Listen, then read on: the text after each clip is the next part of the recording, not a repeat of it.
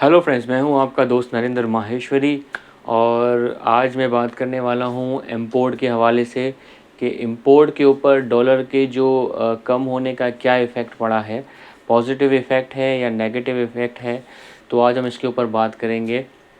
देखिए दोस्तों, जैसे कि मैंने अपनी पिछली वीडियो के अंदर बताया था कि डॉलर के कम होने से एक्सपोर्ट बिज़नेस जो है वो कितना इफ़ेक्ट हो रहा है, उसके ऊपर पूरी डिटेल में मैंने बात की थी। तो आज इस वीडियो के अंदर हम बात करेंगे कि डॉलर का इफ़ेक्ट इंपोर्ट के बिज़नेस के ऊपर जो है वो क्या पड़ेगा और क्या पड़ रहा है।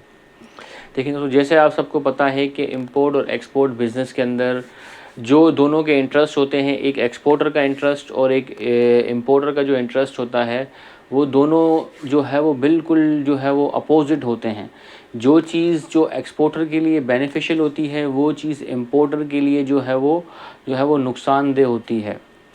जैसे कि मैंने पिछली वीडियो में बताया था कि डॉलर के कम होने से जो है एक्सपोर्टर को बहुत ज़्यादा जो है प्रॉब्लम फेस करना पड़ रहा है।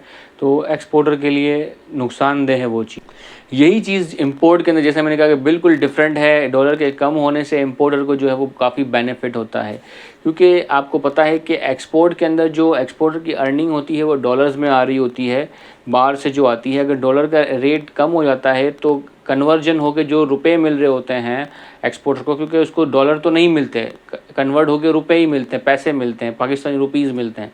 तो जो कन्वर्जन रेट होता है वो अगर कम हो गया है तो वो कन्वर्ट होकर कम जो है पैसे मिलते हैं। इसी तरीके से जो इंपोर्ट के अंदर जो है, जो बाहर हम कोई भी चीज़ बाहर से ख़रीदते हैं तो हमें उनको जो पैसे देने होते हैं वो पाकिस्तानी रुपीज़ तो एक्सेप्ट नहीं करेंगे ना। अभी हमारी करेंसी इंटरनेशनल तो नहीं हुई है अभी तक, हाल फिलहाल। वो उसको कन्वर्ट करेगी डॉलर में और डॉलर जो है वो भिजवाती है। तो अगर रेट कम हो जाएगा तो जो कन्वर्जन रेट है वो कम होने से जो है वो इंपोर्टर को जो है वो कम पैसे जो है वो देने पड़ते हैं। तो डॉलर के कम होने से इंपोर्टर को फ़ायदा होता है और एक्सपोर्टर को जो है वो नुकसान होता है। तो मज़ीद और इसके ऊपर हम बात करते हैं। इंपोर्ट अभी वो डॉलर काफ़ी जो है वो नीचे आया है, क्योंकि 300 है, आई थिंक 300 चला गया था।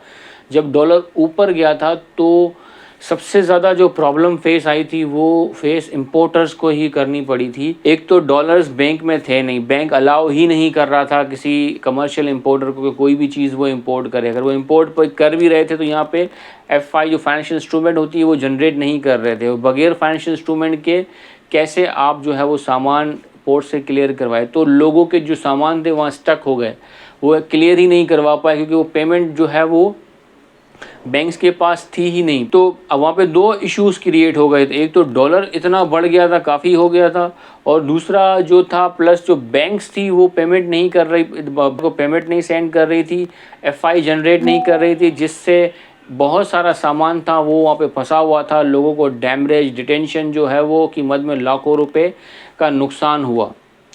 तो अब जो है वो डॉलर काफ़ी नीचे आया है, तो अब इसमें जो है बेनिफिट जो है वो इंपोर्टर को डेफिनेटली होगा।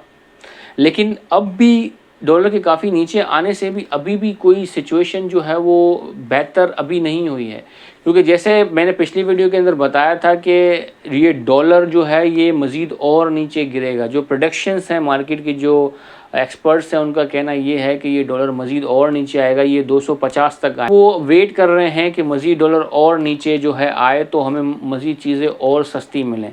और भी बात करते हैं, जो इशू आ रहा था डॉलर्स के बाहर पैसे भिजवाने का, क्या वो हल हुआ है? बिल्कुल, वो किसी हद तक जो है वो इशू सॉल्व हो गया है।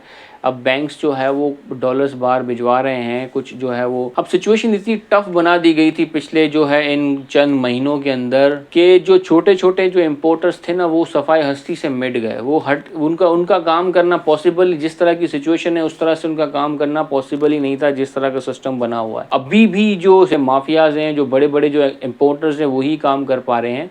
छोटे मोटे इंपोर्टर्स का भी काम नहीं है जिस तरह की सिचुएशन है, क्योंकि यहाँ पे किसी भी चीज़ की जो है वो ईज़ ऑफ डूइंग बिजनेस नाम की तो कोई चीज़ यहाँ पर वैसे भी नहीं है। कोई भी इदारा आपको फेवर नहीं करेगा ये काम करने में, लेकिन फिर भी अच्छी उम्मीद हमें रखनी चाहिए। हो सकता है कि आने वाले वक्त में ये चीज़ें सॉल्व हो जाएँ। और लेकिन ये बिज़नेस का हिस्सा होता है, इस तरह की चीज़ें आती रहती हैं, मैं बार बार कह रहा होता हूँ। तो इससे घबराना नहीं है। बातें जो इन तमाम चीज़ों को लेके टाइमली सही फैसले कर रहे होते हैं कि कहाँ पर आपने बिज़नेस करना है, कहाँ पर आपने थोड़ा सा रुक जाना है, फिर आपने चलना है, चीज़ों को मॉनिटर करके तमाम चीज़ें सिचुएशन जो हम मार्केट की चल रही है, आपने मार्केट के बारे में अवेयर रहना है। और इस तरह की सिचुएशन होती है तो फिर स्लो जो है वो चला जाए तो ज़्यादा बेहतर है। अगर तेज़ी से हम जब चलते हैं तो फिर नुकसान के चांसेस भी काफ़ी ज़्यादा होते हैं। अब जब स्लो चलते हैं तो इससे जो है कुछ जो है भले आप थोड़ा सा कमाओगे, लेकिन नुकसान होने के चांसेस भी काफ़ी कम हो जाते हैं। तो उम्मीद है चीज़ें जो है वो चलेंगी मज़ीद और हम डिस्कस करते हैं नेक्स्ट वीडियो में। अपना बहुत